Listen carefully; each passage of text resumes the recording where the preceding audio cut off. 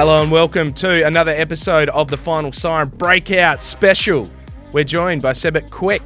Is that correct? I've pronounced that right? Yes, sir. Sebit Kuek. Quick, happy days, mate. Right. Lovely to join us, mate. Now let's start off. Let's talk about the journey to the Dockers, a mid-season draft from the mighty East Perth Royals, mate. I'm a big oily Royally. I love that. More Royals players, the better. Yeah. Pick 14. Talk to us about that because we saw the scenes of you getting picked and the Royals boys going absolutely mad for you. Yeah. Talk us through that day and how that came to be. So yeah, nah. See, that day was, I didn't even think I was gonna get drafted. So I went to training because I thought I wasn't a chance, and all the boys knew I got drafted before like I could find out or whatever it was because I was on the track. It was a pretty good experience because they all got around me, and yeah, it was unreal. Nice. Look, your highlight reel getting drafted's pretty amazing. What's your best highlight, do you think, like thus far? See, I've kicked a lot of almost goals where I do everything right, but then just at the end I just don't get it right. Yeah. I think it was, what was it? This is my 5th game in league football. I got the ball halfway down the ground and I took a run with it. I took 2 to 3 bounces and I kicked a goal, but then the umpire said it was running too far. That was pretty good. Egregious. That was pretty good, but yeah, and I'll say that one against that one against Perth. That was a pretty good one because I stepped around a guy and I actually got the job done that time. Yeah. Barnes goes to the hot man. Kuek shows his athleticism, runs into goal. Has he got a foot on it? We'll wait on the goal. Umpire said he has. That's definitely a goal of the year contender. Surely, I don't know if the waffle to a goal of the year, but if you don't win it, it's egregious. Yeah, if I don't win, I'll be pretty stiff. It'll be pretty funny. Like in the AFL, they probably give you like a car. In the waffle will be like a Trans Perth voucher or something like that. They're like, here you go. Here's $100 of Trans Perth vouchers. Like you can take the bus somewhere. Talk us about your development so far at Peel. You obviously, it's a bit of a weird one because last year you come across to Peel. How's your development been so far this year, do you think? Yeah, I reckon my development at Peel's been pretty good. So being a threat is always a thing in my game, so I'm always trying to put score on the board. But it's the things that you don't really see is what I have to work on, like chasing, tackling, that sort of thing. That's the biggest area of growth for me is running out, chasing out, tackling. Just bringing my teammates into the game, not trying to do everything myself. Now, who is your mentor at the club, like teaching you these things, like player-wise? Who's taking you under their wing, and what's one of the main sort of teaching points that they've given you so far? I'll say Sonny Walters. He's just telling me just play off instinct and be myself. Because if I'm getting too many messages, do this, do that, I kind of just get in my own head. Yeah. But he just tells me, you're a beast. Just go play out there off natural instinct. See ball, go get ball, and you'll be fine. Yeah, nice. Yeah, that's sometimes the best thing, isn't it? Just natural instincts, go and play your role and things like that. Now, you're wearing Roger Hayden's number 43. As Rod, he's obviously part of the NGA program, pretty much runs the show. Has he had a chat to you about that, mate? Just be wary, you're wearing the 43, the number that I've made. You're representing me as well as yourself, things like that. He did make a joke to me one time. He said, you're wearing a very big number there. I was like, why is that? He said, because I'm the best ever 43 ever do it. He's not wrong. I don't think there's been a better 43 in the AFL than Roger Hayden. Yeah, I don't think so either. Yeah. Look, I've loved what you've been doing down at Peel, mate. It's some of the things that we're seeing on TV is fantastic. Your electric pace and just once you get on your bike is amazing. Have you clocked yourself? Like, how quick can you run 100? Run 100. Nah, I actually haven't done a full 100, but 60 meters, I reckon I can take anybody. Yeah, right. I love 60 it. meters, Oh, nice. 60 meters, I reckon I can take anybody, but I haven't done a full 100. Like, to run a full 100 meters and actually time it, I haven't done that. No. Oh, there might be an idea down the club end Yeah. of season. Get the 100-meter sprints out. Now, you're a big fella. 200 plus centimetres? 199. 199? Oh, now, I believe that's you had a growth spurt, is that correct? Yeah. How tall did you grow? Because personally, getting this back to about me, Yeah. I remember I grew 1.5 feet in year 7. So just grew like mental. What about you? How tall did you grow? So, I think it was back in year 11. I was stuck around 175. and then come around, I think end of year 12, I was like 196 centimeters, so it was pretty crazy. Yeah, that's a big growth spurt. Yeah. That's like nearly a foot in a year. That's pretty mental. Pretty crazy. It was pretty good. The last Sebit I met was at Trinity, actually, Sebit Reith, and he had a similar sort of huge growth spurt, 7 foot wingspan. Yeah. I'm going to bring this to basketball again because I love to. Your wingspan, your quickness. Tell me you play basketball in the sort of away from the club, and tell me you can dunk. Yeah, I can dunk. I do play basketball a little bit on my off days, used to. I'm not allowed to anymore, but I did play basketball. I'm pretty good at it, I'd say. My jump shot's a little bit broken sometimes. I can hit a shot here and there. Hit a shot here and there, but I'm more like take it to the rim, slash it. I can get it done around the bucket, around the rim. So pretty good. Can I just ask this, Doug? Sorry, You got to ask. Okay, so if you're choosing your starting 5 from the football club, right? You're starting a Fremantle Dockers starting 5 basketball team, right? Yeah. Who you got beside yourself, of course? A 5 without me? No, including you. So you're one of the 5. I'll pick myself a point guard. Yeah. Point guard. Running the show. Here we go. I'll pick myself a point guard. Matthew Johnson at the 2. Joe Hamling at the 3. Oh. My boy Eric Benning. Yep. At the 4.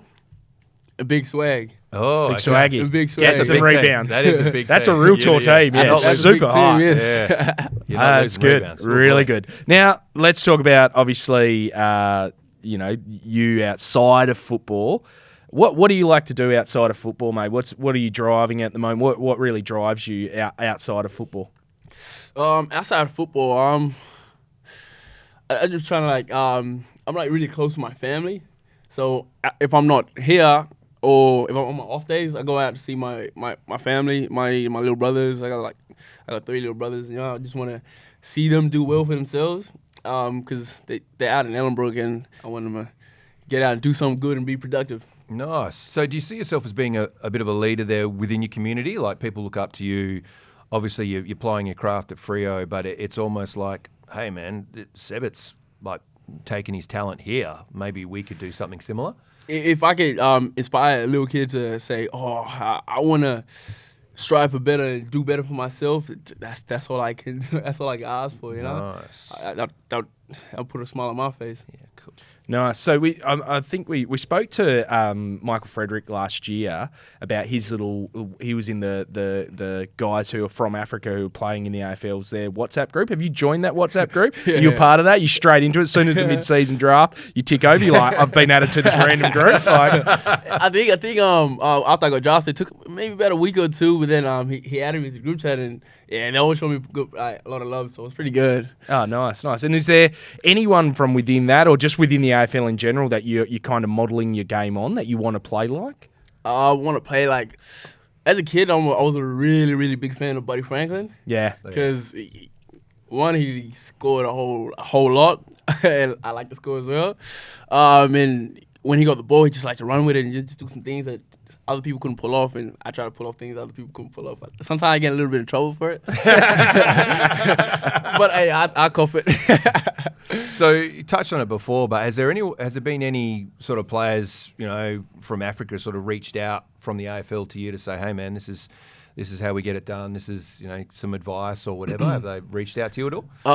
Yeah. When I first got drafted, Leah hit me up, just telling me to work hard and just keep your head down, make sure you stay out of the way, and big things are coming. So yeah, it's pretty good. Oh, nice. That's great. Because Leah, obviously a WA guy as well. Yeah. Played for East Freo, really great footy player. So that must be really awesome to see that. A guy, I think, was he all Australian a couple of years ago as well? Yeah. Like he's an awesome player. He's a very good player. Yeah.